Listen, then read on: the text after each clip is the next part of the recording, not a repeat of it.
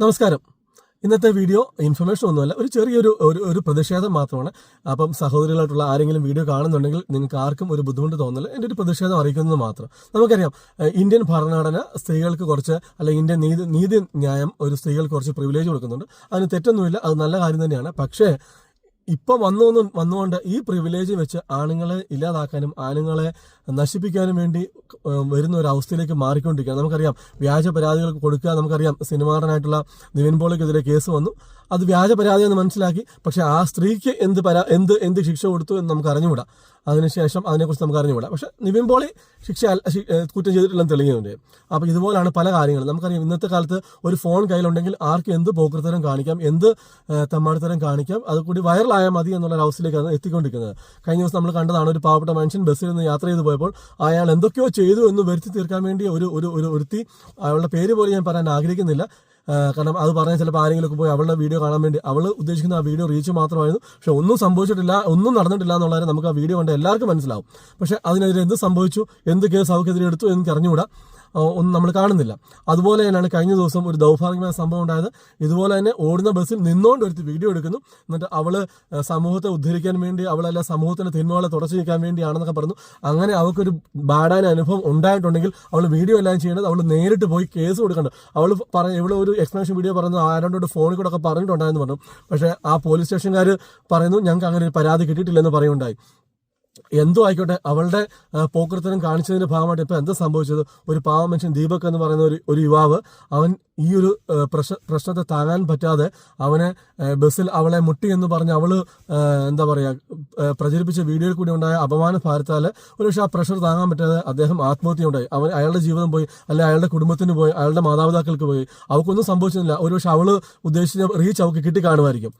ആത്മഹത്യ ഒന്നിനും ഒരു പരിഹാരമല്ല, ഒന്നിനും ഒരു സൊല്യൂഷൻ അല്ല എന്നങ്ങനെ കൊണ്ട്. പക്ഷെ ഓരോ മനുഷ്യനും ഓരോ സമയത്ത് എങ്ങനെയാ പോകുന്നത് നമുക്ക് അറിയാൻ പറ്റത്തില്ല. അതിനെ തടഞ്ഞു നിർത്താൻ പറ്റിക്കാണത്തില്ലായിരിക്കും. ആരും അങ്ങനെയൊന്നും ചെയ്യില്ലെന്ന് മാത്രമേ എനിക്ക് പറയാൻ പറ്റുകയുള്ളൂ. അപ്പം ഇതുപോലുള്ള കാര്യങ്ങൾ വരുമ്പോൾ നമ്മൾ എന്താണ് ചെയ്യേണ്ടത്? സ്ത്രീക്ക് വേണ്ടി എല്ലാ പ്രിവിലേജും ഉണ്ട്, എല്ലാ പരീക്ഷയും ഉണ്ട്. പക്ഷെ ഇങ്ങനെയുള്ള ഈ ബസ്സിൽ അല്ലെങ്കിൽ ഇതുപോലുള്ള സ്ഥലങ്ങളിൽ പോയിട്ട് പബ്ലിക് തിരക്കുള്ള സ്പേസിൽ പോയിട്ട് ഒരു കോപ്പം പിടിച്ചുകൊണ്ടിരുന്നിട്ട് വീഡിയോ വൈറലാക്കാൻ വേണ്ടി ചെയ്യുന്നവന്മാരെ നമ്മൾ എന്താണ് ചെയ്യേണ്ടത്? നമ്മൾ എങ്ങനെയാണ് പ്രതികരിക്കേണ്ടത്? അത് സമൂഹം തന്നെ ചിന്തിക്കേണ്ട സമയം കഴിഞ്ഞിരിക്കുന്നു. സ്ത്രീകൾ തന്നെ ഇതിനെതിരെ പ്രതികരിക്കേണ്ട സമയം കഴിഞ്ഞിരിക്കുന്നു. അയാൾ തെറ്റാണെന്ന് തോന്നുന്നുണ്ടെങ്കിൽ അവൾ മാന്യമായിട്ട് പോയി കേസ് കൊടുക്കുക. അവൾ വീഡിയോ എടുത്ത് പ്രൂഫായിട്ട് വെക്കുക. അയാൾ പോയി കേസ് കൊടുക്കുക, കേസ് നടത്തട്ടെ, അന്നേരം വിധി വരുമല്ലോ. അല്ലാതെ ഇവളിത് മുൻവിധിയോടുകൂടി അയാളുടെ ഭാവം കേൾക്കാൻ, അയാളുടെ ഭാവം എക്സ്പ്ലെയിൻ ചെയ്യാൻ ഒരു അവസരം ഉണ്ടാക്കാതെ മുൻവിധിയോടുകൂടി വീഡിയോ ഇട്ട് അയാളെ കൊല്ലാക്കൊല ചെയ്തപ്പോൾ അവൾക്ക് എന്താണ് നേടാൻ സംഭവിച്ചത്? ഒരു ജീവൻ എടുത്തു കഴിഞ്ഞപ്പോൾ അവൾക്ക് സന്തോഷമായി കാണും. അവൾ ഉദ്ദേശിച്ചത് അയാളെ മനപരിവർത്തനം ഉണ്ടാക്കി അയാളുടെ കുടുംബക്കാരെ അറിയിച്ചിട്ട്, അങ്ങനെ അയാളെ കുടുംബക്കാരെ കണ്ടെത്തി അയാളെ ശിക്ഷിക്കാമായിരുന്നു. ഇങ്ങനെ പബ്ലിക്കായിട്ടല്ല അയാളെ നാട്ടിക്കേണ്ടത്. ഈ സ്ത്രീകളാണെന്ന് പറഞ്ഞ് ചെയ്യുന്നതെല്ലാം നല്ലതാണെന്ന് നമുക്ക് അംഗീകരിച്ചു കൊടുക്കാൻ പറ്റത്തില്ല. ഇതിനെതിരെ സമൂഹമൊക്കെ പ്രതികരിക്കേണ്ട സമയങ്ങൾ വന്നുകൊണ്ടിരിക്കുന്നു. ഇങ്ങനെയുള്ള വ്യാജ പരാതികൾ, ഇങ്ങനെയുള്ള കാര്യങ്ങൾ വ്യാജമായിട്ട് വരുമ്പോൾ ഈ വ്യാജ പരാതി കൊടുക്കുന്നവർക്കും തക്കതായ ശിക്ഷ കൊടുക്കേണ്ട ഒരു സമയം അതിക്രമിച്ചിരിക്കുന്നു. നിങ്ങൾക്ക് കിട്ടുന്ന പ്രിവിലേജ് ഒക്കെ നല്ലതാണ്, നമ്മളെല്ലാവരും ബഹുമാനിക്കുന്നു. നമുക്കും അമ്മയും പെങ്ങളും സഹോദരിമാരും ഒക്കെ ഉണ്ട്, സുഹൃത്തുക്കൾ ഇഷ്ടം പോലെ ഉണ്ട്. നമ്മളിവരെയൊക്കെ സ്നേഹിക്കുകയും ബഹുമാനിക്കുകയും ഒക്കെ ചെയ്യുന്നു. പക്ഷെ ഇതുപോലുള്ള കൊള്ളയമ്മകൾ സ്വന്തം റീച്ചിന് വേണ്ടി, സ്വന്തം പ്രശസ്തിന് വേണ്ടി ഉപയോഗിക്കുമ്പോൾ അയാൾ തെറ്റാണെന്നുണ്ടെങ്കിൽ അവൾ ആ പ്രൂഫോടുകൂടി പോലീസ് സ്റ്റേഷനിൽ പോയി ഒരു കംപ്ലൈൻ്റ് ആണ് കൊടുക്കേണ്ടതിരുന്നത്. അപ്പോൾ ഇതൊന്നും ഒരു സൊല്യൂഷൻ അല്ല. പിന്നെ ഇങ്ങനെയുള്ള പ്രതിഷേധങ്ങൾ വരുമ്പോൾ, ഇങ്ങനെയുള്ള കള്ള പരാതികൾ വരുമ്പോൾ തളർന്നു പോകാതെ നമ്മുടെ ജീവിതങ്ങളെ അവസാനിപ്പിക്കാൻ ആരും മുതിരല്ലേ എന്നൊരു റിക്വസ്റ്റ് മാത്രമേ ഉള്ളൂ.